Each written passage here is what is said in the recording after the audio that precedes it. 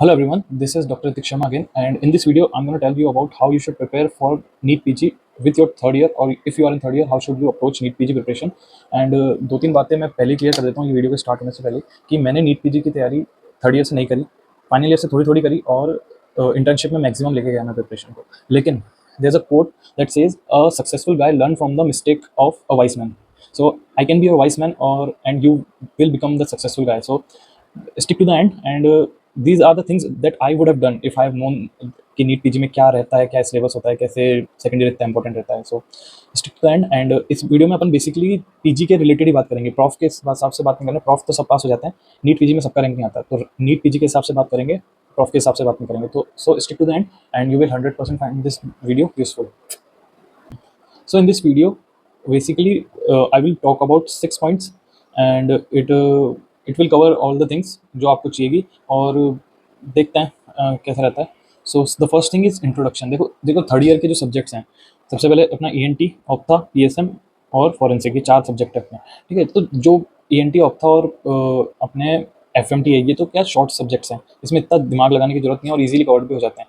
और एक PSM होता है जिसको आपको फोकस्ड रहकर पढ़ना है, बुक पढ़नी पड़ेगी थोड़ी बहुत, और आप वीडियो लेक्चर्स भी देख सकते हो, बट बुक इसके लिए इंपॉर्टेंट रहेगी.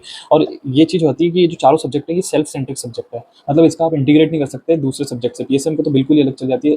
एनाटॉमी का इंटीग्रेट हो सकता है केवल ENT और ऑप्था के साथ, बाकी किसी भी सब्जेक्ट का कहीं भी कोई इंटीग्रेशन इतना ज़्यादा कॉमन नहीं है.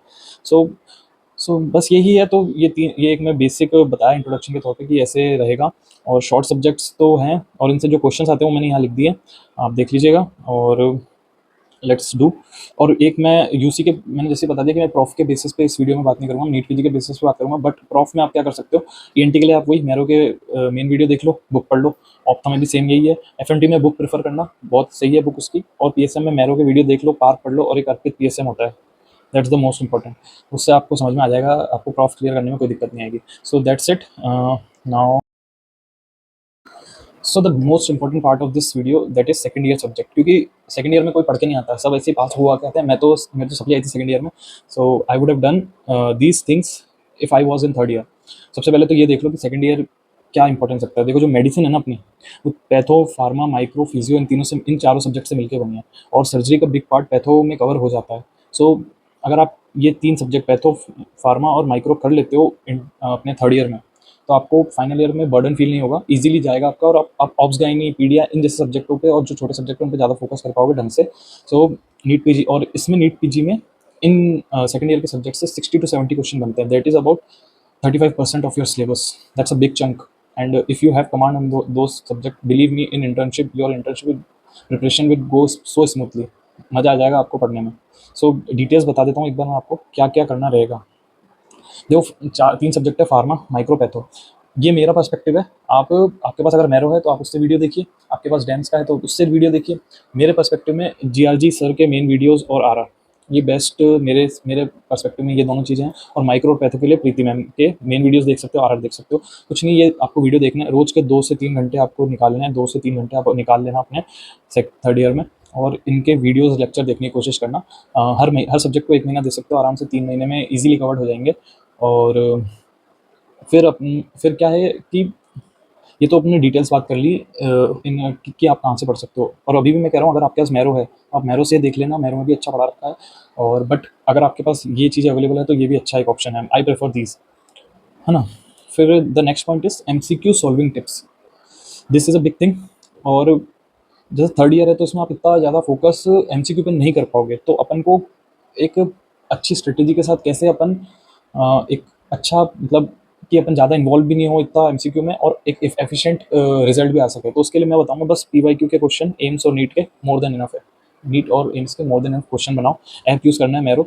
मैंने मैरो प्रेफर करा था. और मैरो में क्या है, MCQ के लिए सबसे सही लगता है मुझे, तो ये इसलिए आई प्रेफर्ड मैरो. और इसमें आपको क्या करना है, INI सेट जैसे एम्स और नीट PG, इन दोनों के क्वेश्चन लगाना है पास्ट 5 और 6 ईयर से, ये लगा लेना. और बुकमार्क करना. बुकमार्क क्यों करना है अपन को, नेक्स्ट रिवीजन जब करेंगे तो अपन बुकमार्क क्वेश्चन ही सॉल्व करेंगे.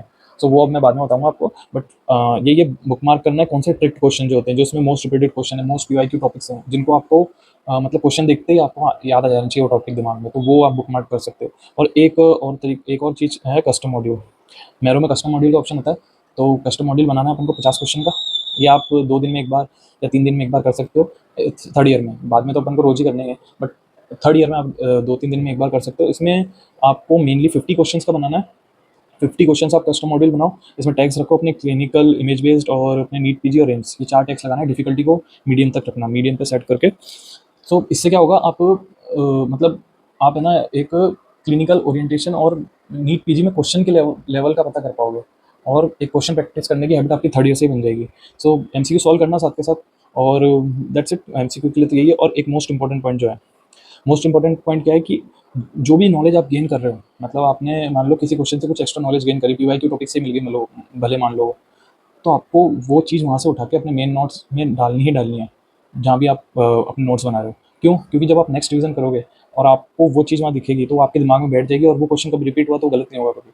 तो ये चीज़ याद रखना आप, कि कोई भी एक्स्ट्रा चीज़ आपको मिल रही है, उसको कंसाइज करके अपने नोट्स में ऐड कर लो, छोटा सा लिख लिखा के कहीं पे भी एक कॉर्नर में, आप फ्लैश कार्ड लगा लो या फिर कुछ स्टिकी नोट्स लगा लो, कुछ भी आप कर सकते हो उसके लिए। ये एक इंपॉर्टेंट है एमसीक्यू सॉल्विंग स्किल के लिए, ये बहुत काम आएगा आपको, है ना। So this was the third point. अब फोर्थ पॉइंट है कि रिवीजन स्ट्रेटेजी क्या होनी चाहिए। रिवीजन स्ट्रेटेजी देखते हैं ना, तो क्या है, देख लो, हर मतलब आपने 3 महीने में तो आपने मान लो हर सब्जेक्ट को एक मंथ दे दिया, फार्मा, पैथो, माइक्रो को, बट अब 3 महीने हो गए हैं, अब आपको रिवीजन स्टार्ट करना है, तो आप कैसे करोगे? उसके लिए क्या है, आपको ये देखना है कि आपका जो रिसोर्स है, आपने जिस भी नोट्स से, जिस भी वीडियोज़ को देखा है वो, तो आपको उसको हर रिवीजन के साथ कंसाइज़ करना है, कि जब मैं नेक्स्ट रिवीजन करूँ तो टाइम कम लगे उसको पढ़ने में। तो ये कैसे होगा? ये होगा मल्टीपल रीड्स से। मतलब आपने अगर 3 महीने में कर लिया, अब आपको अगला पढ़ोगे, आप जब भी पढ़ोगे, तो उससे टाइम कम लगेगा। मान लो 3 महीने के 1.5 महीने लगे, जल्दी हो गया। वीडियोज़ नहीं देखने से बाद केवल अपन को नोट्स रिवाइज़ करना है, और अपने जो बुकमार्क क्वेश्चन है और एक कस्टम मॉड्यूल लगा लो, मैक्स टू मैक्स ये कर लेना। तो इससे क्या होगा, आपका कंटेंट धीरे-धीरे कम होता जाएगा और वो एफिशिएंट होता जाएगा। तो वही चीज़ है, एफिशिएंट कंटेंट को आपको बार-बार रिवाइज़ करना है, जो आपके दिमाग में बैठ जाएगी चीज़, और आपको इन द फाइनल ईयर और इन इंटर्नशिप आपको एफिशिएंटली धीरे-धीरे आपका फ्लो बनता जाएगा, कि हाँ, मेरे को इस तरीके से रिवीजन करना है, यही कंटेंट है, इसी को बार-बार पढ़ना है, तो आप बहुत ज़्यादा रिटेन कर पाओगे उस कंटेंट को, ठीक है? तो ये स्ट्रैटेजी है, वही है, कंसाइज़ करना है अपने कंटेंट को हर रिवीजन के साथ। एवरी नेक्स्ट रिवीजन में कम टाइम लगना चाहिए प्रीवियस रिवीजन से। That's the most important. अगर नहीं लग रहा, तो आपका आपका रिवीजन करने का तरीका अच्छा नहीं है। आप उसको उसमें कुछ चेंजेस कीजिए, और बुकमार्क क्वेश्चन कीजिए रिवीजन के लिए, ये सब भी रहता है। ये रिवीजन स्ट्रैटेजी के लिए कुछ पॉइंट्स हैं। और एक फिफ्थ पॉइंट मैंने ऐड करा है कि जो सेकंड ईयर के सब्जेक्ट्स हैं, उसका मेडिसिन के साथ बहुत बड़ा इंटीग्रेशन रहता है। मतलब अगर फाइनल ईयर में आप देखोगे, तो बच्चे सोचते रह जाते हैं कि मेडिसिन कहाँ से पढ़ें, इससे पढ़ें, उससे पढ़ें, मैरो से पढ़ें, प्रेप से पढ़ें, और फिर भी मतलब बिखरे वैसे ही रहते हैं। लेकिन अगर आपने सेकंड ईयर के सब्जेक्ट ढंग से पढ़ रखे हैं, पैथो, फार्मा, माइक्रो, तो आई गेस 70 to 80% मेडिसिन आपकी कवर्ड है, पहले ही कवर्ड है। आपको केवल एक रीड लेना है बुक का, या फिर कोई आप मेन वीडियोस किसी के देख रहे हो, तो आपको एक फ्लो में देखना है उनको, और नोट्स को रिवाइज करना है। वो फ्लो बन जाएगा फाइनल ईयर में आपका, अगर आपके सेकंड ईयर के सब्जेक्ट क्लियर हैं तो, है ना। और इससे क्या होगा, आप फाइनल ईयर में ओवरवेलम फील नहीं करोगे। ओवरवेलम, क्योंकि मेडिसिन इतना वास्ट हो जाता है कि आप पढ़ते पढ़ते मतलब इतने डिस्टर्ब हो जाओगे कि यार ये खत्म क्यों नहीं हो रही। तो वो नहीं हो पाए होगा अगर आपने सेकंड ईयर के सब्जेक्ट अच्छे से पढ़े तो। सो ये भी एक थिंग है। और मेडिसिन में वही 20 से 30 17 से 20 क्वेश्चन आते हैं पीजी में, वो भी आपके कवर्ड हो जाएंगे सर में, ठीक है। So the last point is summary. इन में क्या क्या था, इस वीडियो में क्या क्या था, उसका एक बार एक बेसिक सा देख लेते हैं। कि देखो, थर्ड ईयर हेक्टिक नहीं है, इजीली हो जाएगा। उसके लिए इतना एफर्ट डालने की भी जरूरत नहीं है। थर्ड ईयर को यूज़ करना सेकंड ईयर को पढ़ने के लिए, ठीक है ना। और उससे, क्योंकि आपको पीजी में मैक्सिमम बेनिफिट मिलेगा ही मिलेगा, 100%, ठीक है। और प्रॉफ में देखो, प्रॉफ एक चीज़ बता रहा हूँ आपको, कि प्रॉफ को पढ़ो पास होने के लिए, है ना। और पीजी का पढ़ो रैंक लाने के लिए। ये इंपॉर्टेंट है भाई। मतलब प्रॉफ पास होंगे, अगर आपके बैच में 150 लोग हैं, तो मर मरा के सारे 150 पास हो ही जाएंगे प्रॉफ में। लेकिन नीट पीजी में रैंक 10 लोगों का ही आएगा, 15 लोगों का ही आएगा। तो उन 15 में आने के लिए आपको एफिशिएंटली प्रिपरेशन करनी पड़ेगी। वो कैसे करोगे, वो मैंने बता दिया आपको मेरा पर्सपेक्टिव में, ठीक है।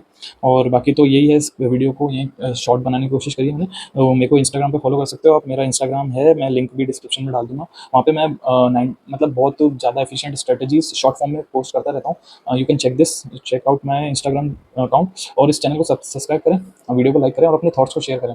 बेस बहुत इंपॉर्टेंट चीज़ ये है कि मैं अभी क्या लर्निंग फेज में हूँ। मेरे को पता चलना चाहिए आपको क्या चाहिए, क्या आपकी डिमांड है, तो मैं उस हिसाब से वीडियो बना सकूँ, और उस हिसाब से अपने आप में चेंज कर सकूँ कि कैसे आप क्या चाहते हो। तो आप मुझे अपना ज़रूर दें, फीडबैक ज़रूर दें, कमेंट करें, बताएं, सजेशन दें। कोई भी डाउट हो, कुछ भी स्ट्रेटजी के लिए, या फिर कुछ भी और कुछ पूछना हो, तो कमेंट ज़रूर करें, और है ना, share. That's it. So thank you everyone, this is doctor Hrithik Sharma.